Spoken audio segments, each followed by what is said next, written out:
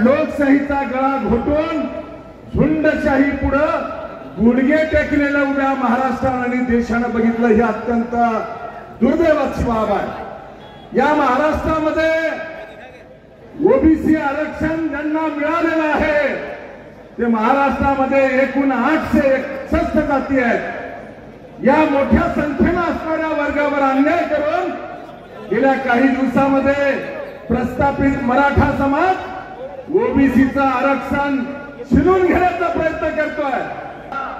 जरांगे पाटलाच्या किंवा त्यांच्या मागण्या कशा बदलल्या या महाराष्ट्राच्या समोर आहेत। उल्लेख केला जातोय, कदाचित विजय भाऊला ते बोलता येणार नाही, मी सांगितलं पाहिजे की आपण महाराष्ट्रामध्ये ओबीसीचं आरक्षण मागत असताना मराठा समाजाने अगोदर विचार करण्याची आवश्यकता होती।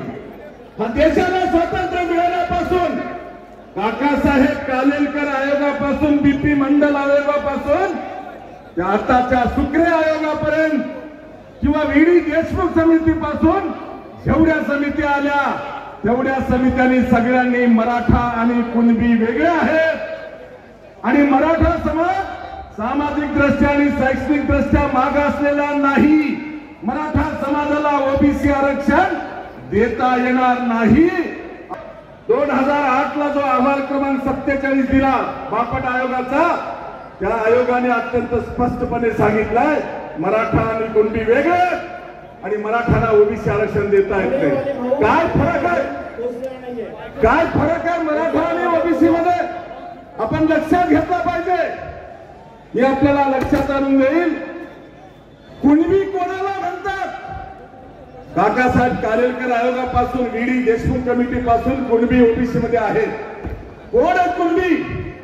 शेतामध्ये कुळवाडी करणारा म्हणजे कुणबी आहे, कुणबी करणारा म्हणजे कुणबी आहे आणि कुणबी करणाऱ्याचा हत्यार काय?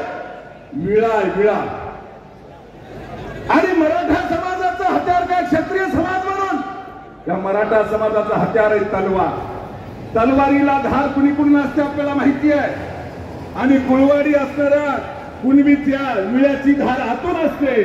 जे गोरगरिबाचं पोट भरायला धान्य कापून ते धान्य निर्माण करतात त्याला कुणबी म्हणतात। आणि मराठा कोणाला म्हणतात? जे दुसऱ्याच्या मुंडक्यावर तलवारी ठेवतात त्यांना मराठा म्हणतात। आणि म्हणून येणाऱ्या काळामध्ये विजय भाऊ वडेट्टीवार आपण महाराष्ट्रातल्या ओबीसीचं नेतृत्व करा।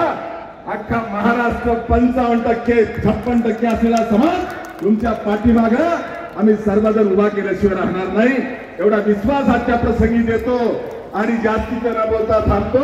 जय हिंद, जय ओबीसी, जय शिवा।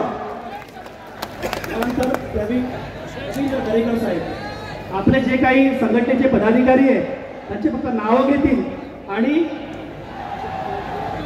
या ठिकाणी हा जो एवढा भव्य मोर्चा यशस्वी होत आहे त्याच्यामध्ये अनेकांचे हात त्या पाठीशी आहेत। मी या ठिकाणी उल्लेख करेन ॲडव्होकेट मंगेश ससाने, अरुण खरमोटे, संजय बापू विभूते, राजेश महादेव जानकर साहेब, अविनाश चव्हाण, राजेश राठोड, गजू नाना शेलार, उद्धव पवार, विजय चव्हाण, नितीन चव्हाण, सुरेश पवार, साधना राठोड, राजाराम पाटील, अभयराव